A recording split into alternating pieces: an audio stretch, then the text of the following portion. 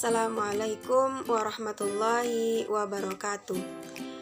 Pada video kali ini saya akan membahas tentang bahasa, berbahasa, dan berpikir. Nah, yang pertama, apa itu bahasa? Bahasa merupakan suatu ungkapan yang mengandung maksud untuk menyampaikan sesuatu kepada orang lain.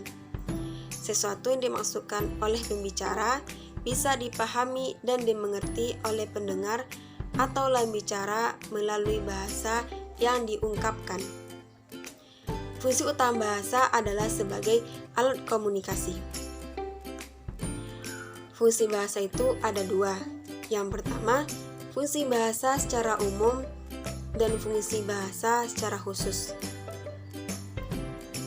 Kita akan membahas terlebih dahulu fungsi bahasa secara umum. Yang pertama, sebagai alat untuk mengungkapkan perasaan atau mengekspresikan diri.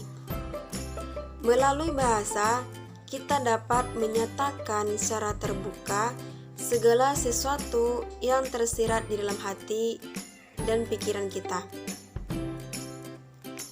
Dan yang kedua, sebagai alat komunikasi.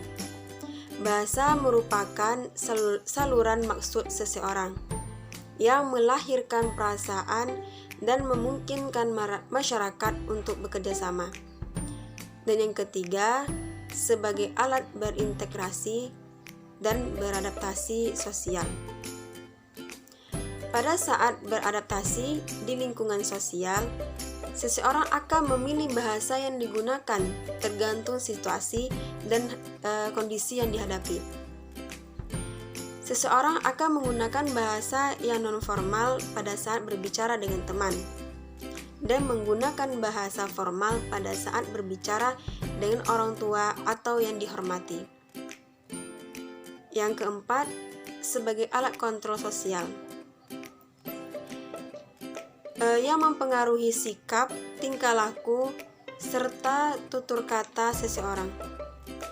Kontrol sosial yang diterapkan pada diri sendiri dan masyarakat. Yang kedua, fungsi bahasa secara khusus. Yang pertama, mengadakan hubungan dalam pergaulan sehari-hari.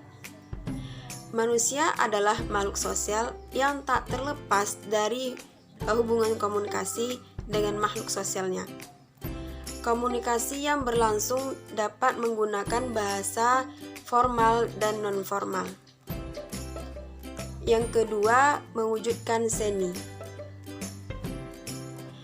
Bahasa dapat dipakai untuk mengungkapkan perasaan melalui media seni, khusus dalam hal sastra. Terkadang bahasa yang digunakan yang memiliki makna denotasi atau makna yang tersirat. Dalam hal ini, diperlukan pemahaman yang mendalam agar bisa mengetahui makna yang disampaikan. Yang ketiga, mempelajari bahasa kuno.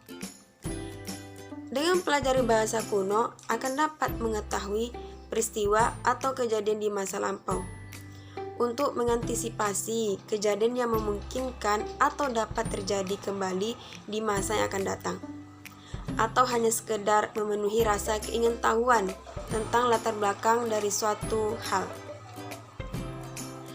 Yang keempat, mengeksploitasi iptek.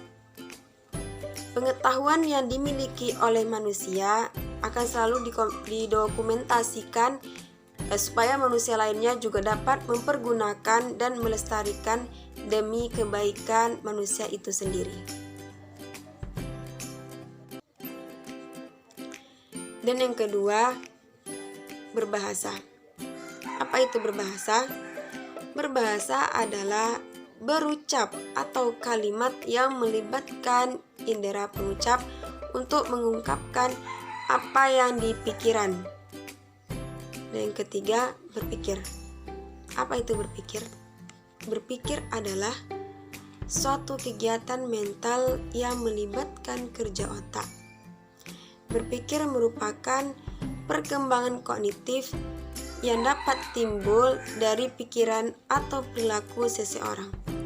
Berpikir juga merupakan sebuah proses yang melibatkan beberapa manipulasi pengetahuan dalam sistem kognitif.